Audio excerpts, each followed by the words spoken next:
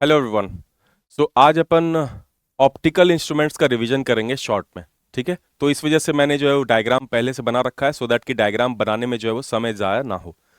तो देखिए, आप ह्यूमन आई को पहले समझना है हमें।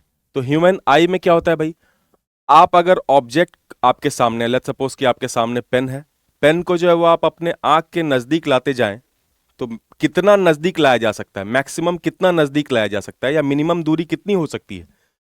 25 सेंटीमीटर, यानी कि least distance of distinct vision. तो अगर आप डी दूरी पे यानी 25 सेंटीमीटर दूरी पे अगर एक ऑब्जेक्ट को रखते हैं तो ये इसका साइज आपको सबसे ज्यादा दिखाई देगा। इससे ज्यादा नजदीक लाने से जो इमेज है वो हेजी हो जाती है, ब्लर हो जाता है। यानी कि जब आप ऑब्जेक्ट को least distance of distinct vision पे रखते हैं तब इस कंडीशन को हम कहेंगे मैक्सिमम मैग्निफिकेशन। अब बच्चा पूछता है कि मैक्सिमम मैग्निफिकेशन क्यों? क्योंकि देखिए, इससे ज्यादा साइज आपको इस ऑब्जेक्ट का बिना किसी ऑप्टिकल इंस्ट्रूमेंट के नहीं दिख सकता है, क्योंकि इसके नजदीक जब आप लाएंगे तो आपको ये ब्लर इमेज दिखाई देगा। यानी कि क्रिस्प इमेज जो है वो सबसे ज्यादा बड़ा कब बन सकता है, या कब कब इसका साइज सबसे ज्यादा फील होगा हमें, जब दूरी कितनी होगी, least distance of distinct vision के बराबर।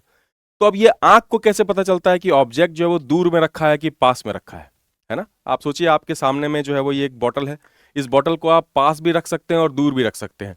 तो आईज को कैसे पता चलता है कि फोकस कहां पे करना है? जैसे आप कैमरा अगर इस्तेमाल करते हैं तो आपको पता होगा, कैमरे में होता है कि टैप आप करते हैं अगर, है ना, मोबाइल फोन के कैमरे में क्या होता है, जिस जगह पे आप टैप करते हैं वो वहीं पे फोकस कर लेता है। लेकिन आईज को कैसे पता लगता है ये चीज, और बार बार कैसे फोकल लेंथ चेंज किया जाता है? क्योंकि मोबाइल में तो ये डिजिटली कर सकते हैं, बट आईज में कैसे होगा? तो देखिए, इसके लिए ना यहाँ पे सिलियरी मसल्स होती हैं। ये मसल्स क्या करती हैं, आईज के लेंस को कंप्रेस करती हैं और खींचती हैं। तो जब आप ऑब्जेक्ट नजदीक में रखते हैं तो आईज क्या करता है, आई क्या करता है भाई, सिलियरी मसल को कंप्रेस करता है सो दैट कि जो लेंस है वो थिक हो जाए। आई में जो लेंस है वो ग्लास का तो बना नहीं हुआ है, तो वो थिक हो जाता है इस तरीके से कंप्रेस करने की वजह से, जिसकी वजह से इसकी फोकल लेंथ घट जाती है। और इस केस में जो आंख है वो सबसे ज्यादा स्ट्रेन फील करता है। जैसे बहुत नजदीक से अगर आप बहुत देर तक पढ़ाई करें, है ना, बहुत नजदीक के रखे हुए ऑब्जेक्ट को अगर आप बहुत ज्यादा देर तक देखते हैं तो आपकी आंखें जो है वो दर्द करने लग जाती हैं। द रीजन इसकी सिलियरी मसल ने क्या किया है, लेंस को कंप्रेस कर दिया है, जिससे उसकी मोटाई जो है बढ़ गई है। और इस केस में अगर आप ऑब्जेक्ट को least distance of distinct vision पे रखते हैं तो आप ध्यान से सुनिएगा, यहां पे जो एंगल बन रहा है जिसे हम थीटा ओ कहेंगे, थीटा ओ का मतलब angle subtended by object on the eyes. तो tan थीटा ओ बराबर क्या हो जाएगा, हाइट ऑफ ऑब्जेक्ट अपॉन, अगर u दूरी पे रखा हुआ है तो u, और d दूरी पे रखा हुआ है तो d। तो नॉर्मली जो है वो angle subtended by object on the eyes, इसका फॉर्मूला होता है एच ओ बाई यू। लेकिन हम जो केस देख रहे हैं जिसमें ऑब्जेक्ट को मिनिमम दूरी पे रखा गया है, यानी कि डी दूरी पे रखा गया है, तो यू के जगह पे आप सिंपल डी प्लेस कर देंगे। तो ये रहा आपका angle subtended by the object on the eyes, जबकि least distance of distinct vision पे ऑब्जेक्ट रखा है। इस केस में आईज जो है वो मोस्ट स्ट्रेन्ड होंगी और मैग्निफिकेशन क्या होगा, मैक्सिमम होगा। ध्यान रखिएगा, अभी हमने बाहर किसी भी लेंस को, किसी भी ऑप्टिकल इंस्ट्रूमेंट को यूज नहीं किया है, मात्र आंख को यूज किया है, जो कि अपने आप में एक ऑप्टिकल इंस्ट्रूमेंट है। अब ध्यान से देखिए, दो कंडीशन हो सकती है। एक तो ये कि आप बॉटल को बिल्कुल नजदीक से देखें, और दूसरी कंडीशन ये हो सकती है कि बॉटल को आप दूर लेते जाएं। जितना ज्यादा दूर लेते जाएंगे, आप करके देखिए, इससे जो आपको प्रतीत होगा कि इस ऑब्जेक्ट का जो साइज है वो घट रहा है। एक्चुअल में तो ऑब्जेक्ट का साइज घट नहीं रहा है, ऑब्जेक्ट का साइज तो सेम है, लेकिन हमारी आंखें ऐसा फील कर रही हैं कि जो ऑब्जेक्ट जिसका इमेज आईज के लेंस पे बना होगा उसका साइज जो है वो घटता जा रहा है। तो आप सोचिए, सबसे ज्यादा दूरी पे जब मान लीजिए आप आसमान को देखिए, तो उसमें सबसे ज्यादा दूरी के ऑब्जेक्ट को आप देख रहे हैं। इस केस में जो आईज का जो फोकल लेंथ है वो मिनिमम होना चाहिए, जिसके लिए सिलियरी मसल्स क्या करती हैं, लेंस को खींचती हैं। लेंस को खींचने से क्या होता है, उसकी थिकनेस कम हो जाती है, और थिकनेस अगर कम हो गई तो उसका फोकल लेंथ क्या होगा, बढ़ जाएगा।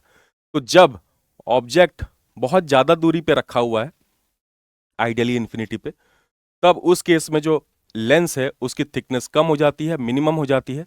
तो इस केस में आपको ऑब्जेक्ट का जो साइज है वो बहुत ही छोटा दिखेगा। मान लीजिए इस बॉटल को आप 20 मीटर दूरी पर रख दें, तो इसका जो साइज है वो ज्यादा तो नहीं दिखेगा, कम दिखेगा, है ना? इसका मतलब इस केस में जैसे जैसे आप दूरी बढ़ाते जाएंगे वैसे वैसे मैग्निफिकेशन क्या होगा, कम होता जाएगा। और इस केस में चूंकि जो लेंस है उसकी थिकनेस कम हो गई है, सिलियरी मसल्स ने जो है वो आईज लेंस को खींच करके रखा हुआ है, जिसके वजह से आईज जो इस केस में मोस्ट रिलैक्स्ड कंडीशन में होती है, जिसे हम क्या बोलते हैं, नॉर्मल एडजस्टमेंट कहते हैं। ठीक है ना। तो दो चीजें ध्यान रखिएगा, जब मैक्सिमम मैग्निफिकेशन हो तब आईज मोस्ट स्ट्रेन्ड होंगी, जब मिनिमम मैग्निफिकेशन हो तो आईज मोस्ट रिलैक्स्ड होगा, जिसे हम क्वेश्चन के लैंग्वेज में नॉर्मल एडजस्टमेंट भी कहते हैं। अब बात करते हैं कि अलग अलग टाइप के ऑप्टिकल इंस्ट्रूमेंट में, बाहरी ऑप्टिकल इंस्ट्रूमेंट में, आंख तो अपने आप में ऑप्टिकल इंस्ट्रूमेंट है ही, बाहरी ऑप्टिकल इंस्ट्रूमेंट में हम मैग्निफिकेशन को कैसे जज कर सकते हैं। तो देखिए ये काफी एक सिंपल सा एग्जांपल है। जब इस ऑब्जेक्ट को हमने least distance of distinct vision पे रखा, तो आप देखिए यही तो एंगल बन रहा है, तो ये वाला जो साइज है ये क्या है, हाइट ऑफ ऑब्जेक्ट है, ठीक है, डिवाइडेड बाय ये वाली दूरी, और ये दूरी कितनी है भाई, डी है। तो अगर आप एच ओ बाई डी करते हैं, यानी tan थीटा नॉट या tan थीटा ओ बराबर एच ओ बाय डी करते हैं, तो यहां से जो आपको angle subtended by the object on the eyes मिल जाएगा, यानी एच ओ बाय डी मिल जाएगा। ठीक है।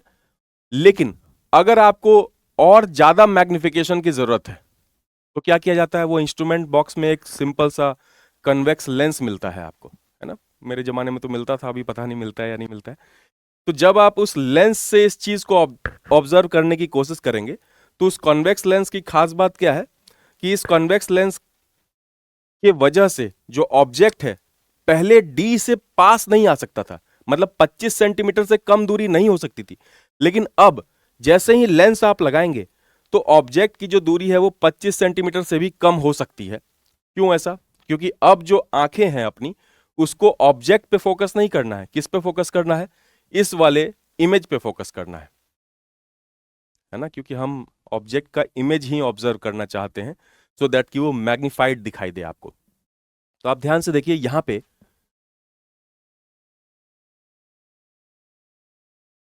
ये है आपका एच ओ, ये है आपका एच आई, ये जो दूरी है ये दूरी है डी, और ये दूरी है यू। अब आप सोच कर देखिए, angle subtended by the image on the eye is called theta I. तो थीटा आई को आप क्या लिख सकते हैं, टेन थीटा आई को क्या लिख सकते हैं बताइए, टेन थीटा आई को लिख सकते हैं हम एच आई बाई डी। लेकिन क्वेश्चन में एच आई गिवन नहीं होता है, तो आपको क्या करना पड़ेगा, एच ओ बाई यू करना पड़ेगा। ऐसा क्यों? क्योंकि ये एक सिमिलर ट्राइंगल है, राइट। ये वाला जो थीटा आई है, टेन थीटा आई, ये एच आई बाई डी के साथ साथ एच ओ बाई यू भी हो सकता है। तो अब टेन थीटा आई के बजाय इसको आप थीटा आई लिख सकते हैं, क्योंकि क्योंकि एंगल क्या है, काफी छोटा है। तो अब मैग्निफिकेशन किसको कहा जाता है? आमतौर पे मैग्निफिकेशन का मतलब बच्चा समझता है height of image upon height of object, right. लेकिन ऑप्टिकल इंस्ट्रूमेंट में इसी चीज को कहा जाता है angle subtended bye image divided by angle subtended by object, यानी कि theta I by theta O. जो मैग्निफिकेशन है उसका फॉर्मूला क्या हो जाएगा, angle subtended bye image divided by angle subtended by object. तो एंगल सबटेंडेड बाय इमेज यानी कि थीटा आई की जगह पे हम क्या लिख सकते हैं, एच ओ बाई यू, और एंगल सबटेंडेड बाय ऑब्जेक्ट की जगह पे हम क्या लिख सकते हैं, एच ओ बाय डी। तो यहां से एच ओ और एच ओ कैंसिल हो जाएगा और बचेगा क्या, डी बाई यू। तो ये सिंपल सा फॉर्मूला आ गया अपना मैग्निफिकेशन का, डी बाई यू। लेकिन इसमें दो केसेस बनेंगे, उन्हीं दोनों केसेस की वजह से आपके पास सिंपल माइक्रोस्कोप में दो मैग्निफिकेशन के फॉर्मूले होंगे, उन्हीं को देखते हैं। तो ये रहा आपके पास simple microscope. Simple microscope is nothing but a convex lens, ठीक है ना। ये एक यहां पे कन्वेक्स लेंस लगा हुआ है। आप ध्यान से देखिए, जब ऑब्जेक्ट को आपने least distance of distinct vision पे रखा बिना लेंस लगाए हुए, तब जो एंगल सबटेंड हुआ है, जिसे हमने पहले भी कहा था थीटा ओ, इसकी वैल्यू कितनी है, एच ओ बाय टी। लेकिन जब लेंस लगाया गया तो आप ऑब्जेक्ट को और करीब ला सकते हैं, लाना तो करीब है लेकिन उसका इमेज कहां फॉर्म करवाना है, केस 1 बोलता है इमेज कहां पे फॉर्म करवाना है, डी पे फॉर्म करवाना है। यानी कि देखिए ध्यान से, पहले ये ऑब्जेक्ट यहां पे था तो कितना एंगल बना रहा था, थीटा ओ बना रहा था, जिसकी वैल्यू कितनी थी, height of object upon D. लेकिन अब जैसे ही लेंस आया तो ये ऑब्जेक्ट पहले इससे नजदीक नहीं आ पा रहा था क्योंकि ब्लर इमेज फॉर्म हो रहा था, लेकिन लेंस के आने के वजह से अब ऑब्जेक्ट नजदीक लाया जा सकता है इन सच अ वे कि इसका जो फाइनल इमेज है वो least distance of distinct vision पे बने, सो दैट कि हमें मैक्सिमम मैग्निफिकेशन मिल पाए। तो आप ध्यान से देखिए, इमेज ने कितना एंगल सबटेंड किया है उसी को हम बोलेंगे थीटा आई, और थीटा आई की जगह पे हम यहां पे क्या लिख सकते हैं, H I by D, H I by D. और जिस चीज को हम दोबारा से लिख सकते हैं एच ओ बाई यू। अब इसमें मैग्निफिकेशन के लिए मतलब लिख सकते हैं theta I by theta O, जो कि basically H I by H O ही है। और यहां से जो अपना पुराना वाला फॉर्मूला था डी बाई यू, ये आ चुका है। लेकिन ये केस 1 है तो इसमें हम क्या कर सकते हैं, 1 by V minus 1 by U equals to 1 by F लगा सकते हैं, है ना। v का मतलब क्या है, इमेज की दूरी जो कि है माइनस ऑफ डी। u का मतलब क्या है, ऑब्जेक्ट की दूरी जो कि है माइनस ऑफ u। और चूंकि कन्वेक्स लेंस है तो फोकल लेंथ इसका पॉजिटिव रखा हुआ है। इसको सॉल्व करने से u की ये वैल्यू आ गई। अब इसी u को उठा के u की वैल्यू कितनी आ चुकी है, D F by D plus F. तो ये वाला जो फॉर्मूला हमने पहले निकाला था d बाई यू, इसमें आपको u के जगह पे क्या रख देना है, D F by D plus F. जैसे ही आप इसमें रखेंगे ये वैल्यू तो मैक्सिमम मैग्निफिकेशन आ जाएगा, जिसकी वैल्यू हो जाएगी 1 प्लस डी बाई एफ, जिसको कि बच्चे याद रखते हैं सिंपल माइक्रोस्कोप में मैक्सिमम मैग्निफिकेशन का फॉर्मूला है 1 प्लस डी बाई एफ। लेकिन अगर हम केस 2 की बात करें जिसमें कि फाइनल इमेज कहां पे बन रहा है, इन्फिनिटी पे बन रहा है, तो इस केस में angle subtended by the object on the eyes, ये तो भैया फिक्स है एच ओ बाई डी, और angle subtended by the image ये कितना हो जाएगा, एच ओ बाय एफ। क्यों, क्योंकि अगर इमेज आपको इन्फिनिटी पे बनानी है तो आपको ऑब्जेक्ट कहां पे रखना पड़ेगा, इस लेंस के फोकल लेंथ पे रखना होगा, क्योंकि फोकल लेंथ पे रखे हुए ऑब्जेक्ट का इमेज इन्फिनिटी पे बनता है। तो इन्फिनिटी पे कितनी हाइट होगी ये तो हम जज नहीं कर पा रहे हैं, इस वजह से हमने यही वाला छोटा वाला ट्रायंगल कंसिडर किया, क्योंकि यहां पे एक बहुत बड़ा सा भी ट्रायंगल बनेगा, ठीक है ना। तो यहां पे angle subtended by the image on the eyes is equal to H O by F, ठीक है। तो अब मैक्सिमम मैग्निफिकेशन का फॉर्मूला क्या हो जाएगा, थीटा आई बाय थीटा ओ, यानी angle subtended by the image upon angle subtended by the object. और इसको अगर आप डिवाइड करते तो ये क्या हो जाएगा, H O by F divided by H O by D, ये कितना आ जाएगा, डी बाय एफ आ जाएगा। और ध्यान से देखिए, पहले जो मैग्निफिकेशन था वो था 1 प्लस डी बाय एफ, और अब कितना है, डी बाय एफ। तो इसका मतलब क्या है कि अब जो मैग्निफिकेशन है वो क्या हो चुका है, घट चुका है, और इससे मिनिमम नहीं हो सकता है, जिसकी वजह से इसका नाम क्या बोलते हैं हम, मिनिमम मैग्निफिकेशन। ध्यान रखिएगा, जब भी इमेज इंफिनिटी पे फॉर्म हो तो आईज जो है वो मोस्ट रिलैक्स्ड कंडीशन में होती हैं, जिसको हम नॉर्मल एडजस्टमेंट भी कहते हैं। तो अगर आपको क्वेश्चन में नॉर्मल एडजस्टमेंट वर्ड दिखे, इट मीन्स कि जो इमेज है वो कहां पे बन रहा है, इन्फिनिटी पे बन रहा है, और मिनिमम मैग्निफिकेशन का हमें फॉर्मूला यूज करना है। सिंपल माइक्रोस्कोप के केस में मिनिमम मैग्निफिकेशन की वैल्यू होती है डी वाई एफ। तो दो फॉर्मूले अभी फिलहाल में हमारे पास में है, मैक्सिमम मैग्निफिकेशन यानी कि final image least distance of distinct vision पे बनेगा 1 प्लस डी बाई एफ, और अगर इन्फिनिटी पे बन रहा है तो डी बाई एफ। इसके बाद बात करते हैं कंपाउंड माइक्रोस्कोप की। प्रॉब्लम यह है कि सिंपल माइक्रोस्कोप से बहुत ज़्यादा मल्टीपल टाइम्स आप मैग्निफिकेशन नहीं ले सकते हैं। तो अगर बहुत ज़्यादा 20x 40x के आसपास अगर आपको मैग्निफिकेशन चाहिए तो आप कंपाउंड माइक्रोस्कोप का इस्तेमाल कर सकते हैं, जिसमें इंस्टेड ऑफ वन लेंस दो लेंसेज को आप इस्तेमाल करेंगे। तो इसमें काफ़ी सिंपल सा थ्योरी है।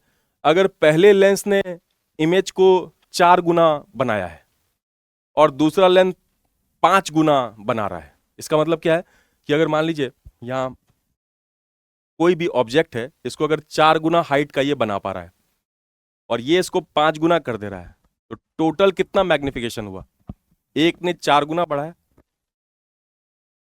10 को अगर 4 गुना बढ़ा दें तो 40 हो जाएगा, फिर 40 को 5 गुना अगर बढ़ा दे तो 200 हो जाएगा। इसका मतलब क्या हो गया कि टोटल मैग्निफिकेशन को आप लिख सकते हैं magnification by objective lens into magnification by eyepiece. Object के नजदीक में जो लेंस होगा उसका नाम ऑब्जेक्टिव होगा, और आंखों के नजदीक में जो लेंस होगा उसको हम आईपीस बोलेंगे, जिसका इस्तेमाल हम सिंपल माइक्रोस्कोप की तरह यूटिलाइज करेंगे इसे। तो ध्यान रखिएगा, मैग्निफिकेशन का फॉर्मूला, बेसिक जो फॉर्मूला है कंपाउंड माइक्रोस्कोप में, that is magnification by objective lens into magnification by eyepiece.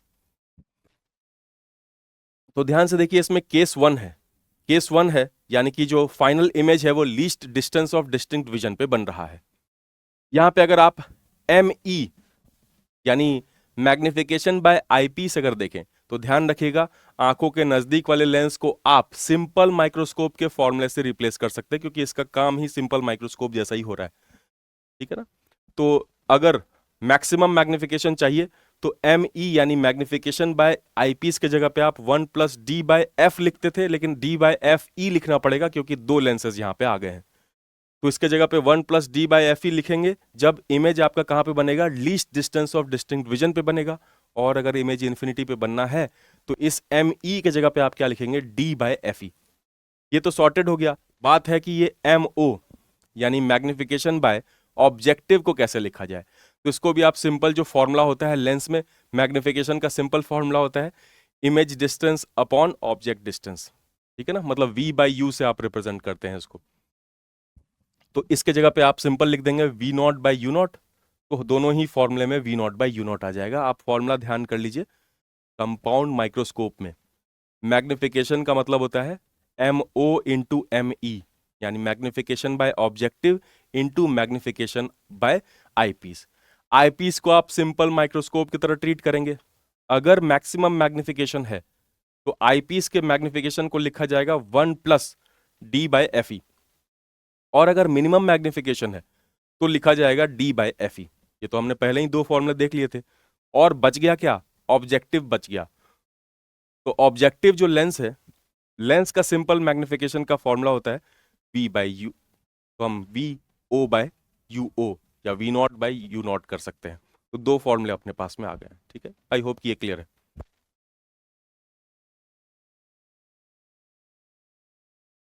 अब बात करते हैं इसमें टेलीस्कोप की। टेलीस्कोप से हम काफ़ी ज़्यादा दूरी के चीज़ों को ऑब्जर्व करते हैं। ये एस्ट्रोनॉमिकल टेलीस्कोप है, ठीक है ना। इससे स्टार्स वगैरह या दूसरे किसी ग्रह को, एटलीस्ट सोलर सिस्टम के ग्रह को जो है वो भी बहुत दूर वाले नहीं, वो पास वाले ग्रह को जो आप ऑब्जर्व कर सकते हैं, मार्स वगैरह को ऑब्जर्व कर सकते हैं इससे। इसमें ध्यान दीजिएगा, ये जो ऑब्जेक्टिव लेंस होता है इसका जो एपर्चर होता है यानी कि इसका डायमीटर ज़्यादा होता है, सो दैट कि ज़्यादा अमाउंट ऑफ लाइट एंटर कर पाए। और इसके कंपैरिजन में जो आईपीस होता है इसका एपर्चर थोड़ा सा छोटा होता है। तो इसमें देखिए ध्यान से, केस 1, केस 1 में क्या करेंगे भाई, केस 1 में जो फाइनल इमेज है वो least distance of distinct vision पे बनेगा। और यहां पे अगर आपको मैग्निफिकेशन लिखना है तो ध्यान से देखिए, इस बार फिर से जो आईपीस होगा उसको हम सिंपल माइक्रोस्कोप की तरह ही ट्रीट करेंगे। तो यहां पे अगर मैग्निफिकेशन का फॉर्मूला लिखा जाए तो ये क्या हो जाएगा, angle subtended by the image upon angle subtended by the object. अब ध्यान से देखिए, बहुत दूर से अगर लाइट आ रही है तो ये लाइट की रेज आपस में पैरेलल होंगी, आपस में पैरेलल, नॉट प्रिंसिपल एक्सिस के पैरेलल, आपस में पैरेलल कह रहा हूं मैं। तो ये कहां पे इमेज बनाएगा, फोकस पे बनाएगा, ठीक है ना। तो इस केस में आप, मतलब अगर angle subtended by the object अगर बनाए तो ऑब्जेक्ट तो बहुत दूर है, लेकिन हाँ ये जो लाइन है ये मतलब लेंस के ऑप्टिकल सेंटर से पास होता हुआ जा रहा है, तो विदाउट डेविएशन जाएगा। इसका मतलब ये अगर एंगल θ0 है तो ये भी एंगल क्या हो जाएगा, θ0। अब ध्यान से देखिए, ये जो θ0 है ये H1/FO हो जाएगा, क्योंकि यहां से यहां तक की दूरी जो है वो क्या है, FO है, यानी फोकल लेंथ ऑफ ऑब्जेक्टिव। तो इसी को लिखा गया है, θ0 को क्या लिखा गया है, H1/FO। जबकि जो इमेज है, इमेज कितना एंगल सबटेंड कर रहा है, जो कि है θi, तो ये हो जाना चाहिए HI/, ये जो भी दूरी है D, लेकिन HI आमतौर पे नहीं दे रखा होता है, तो इसमें हम सीधा लिख सकते हैं H1। ये H1 क्या है, इंटरमीडिएट इमेज है, और HI क्या है, फाइनल इमेज है। तो इसको हम या तो HI/D लिख सकते हैं या फिर H1/ यू ई लिख सकते हैं, तो हमने इसको लिखा H1 बाय यू ई। इससे फायदा क्या होगा, H1 और H1 कैंसिल हो जाएगा, तो फॉर्मूला क्या बनेगा, FO by U E. Clear है ये चीज, ठीक है ना। तो अगर आप फिर से इसमें फॉर्मूला लगाएं आईपीस के लिए, 1/v माइनस 1/u बराबर 1/f। आईपीस के लिए लगाया इसलिए ई सबस्क्रिप्ट रखा हुआ है इसमें, तो इसमें वैल्यू रखते हैं 1/ve के जगह पे। क्योंकि हमने फर्स्ट केस कंसिडर किया है, इसका मतलब फाइनल इमेज कहाँ पे बनेगा, least distance of distinct vision पे। तो वी के जगह पे माइनस डी रख दिया है, यू के जगह पे माइनस यू रखा है, और एफ चूंकि ये कन्वेक्स लेंस है तो पॉजिटिव में रखा है। यहां से यू की वैल्यू, क्योंकि पहले भी हमने कैलकुलेट किया था, D F by D plus F, यहाँ पे D F E by D plus F E. इसको उठा करके अगर आप यू के जगह पर रख दें तो फाइनल जो आपका आंसर आ जाएगा मैग्निफिकेशन का, that is F O by F E 1 plus F E by D, ठीक है ना, not D by F E. ये ध्यान रखिएगा, वो और ये फॉर्मूले में कई बार बच्चों को कंफ्यूजन होता है। यहाँ पे जो है वो F O by F E 1 plus F E by D है। क्लियर है यहाँ तक। और अगर केस 2 की बात की जाए, जिसमें फाइनल इमेज कहाँ पे बनेगा, इन्फिनिटी पे बनेगा। इन्फिनिटी पे अगर बनेगा तो सीधा सीधा मैग्निफिकेशन का फॉर्मूला हो जाएगा F O by F E. ऐसा क्यों होगा भाई, क्योंकि ध्यान से देखिए, ये जो फॉर्मूला आया है मैग्निफिकेशन का, ये फॉर्मूला है F O by F E 1 plus F E by D. लेकिन इस डी के जगह पे चूंकि फाइनल इमेज आपका इन्फिनिटी पे बन रहा है, तो ये का इन्फिनिटी हो जाएगा, है ना। तो एफ ई बाई इन्फिनिटी तो 0 हो जाता है, 1 प्लस 0 1 ही होता है। तो इस केस में आपका मैग्निफिकेशन का फॉर्मूला हो जाएगा F O by F E. ठीक है, तो टोटल कितने फॉर्मूले हो गए, एक बार समराइज कर लेते हैं। सबसे पहले सिंपल माइक्रोस्कोप में पहला केस, जब least distance of distinct vision पे इमेज फॉर्म हो, तो उस केस में आपका जो मैग्निफिकेशन होगा वो होगा 1 प्लस टी बाय एफ। एक ही लेंस है तो इसलिए एक ही बार एफ आएगा, एफ ओ एफ ई नहीं आएगा इसमें, ठीक है। जबकि अगर आपका इमेज इन्फिनिटी पे बन रहा है तो मिनिमम मैग्निफिकेशन होगा, value of M would be D by F. पहले क्या था, 1 प्लस डी बाय एफ, और यहां पे क्या है, D by F. Compound microscope में दो फॉर्मूले बनेंगे। अगर least distance of distinct vision पे यानी मैक्सिमम मैग्निफिकेशन का कंडीशन है तो लिखेंगे V O by U O bracket में 1 plus D by F E. और अगर इमेज फाइनल इन्फिनिटी पे बन रहा है तो यही जो मैग्निफिकेशन है 1 plus D by F E, ये क्या बन जाएगा, डी बाय एफ ई। तो फॉर्मूला क्या बनेगा, V O by U O D by F E. जबकि एस्ट्रोनॉमिकल टेलीस्कोप में अगर हम बात करें least distance of distinct vision यानी केस 1, जब फाइनल इमेज आपका least distance of distinct vision पे बनेगा तो आपके मैग्निफिकेशन का फॉर्मूला हो जाएगा F O by F E 1 plus F E by D. जबकि अगर फाइनल इमेज इन्फिनिटी पे बन रहा है एस्ट्रोनॉमिकल टेलीस्कोप में, तो उस केस में आपका जो मैग्निफिकेशन का जो फॉर्मूला हो जाएगा that would be equal to F O by F E.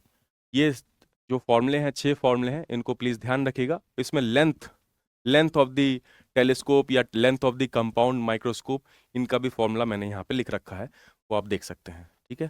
Thank you everyone, I hope कि ये थोड़ा सा हेल्पफुल रहा हो आपके लिए। तो एग्जाम के पहले इसको जो है वो एक बार आप रिवीजन के तौर पे देख सकते हैं, सो दैट कि एग्जाम के टाइम में आपको फॉर्मूले में कोई भी कंफ्यूजन ना हो। Thank you everyone.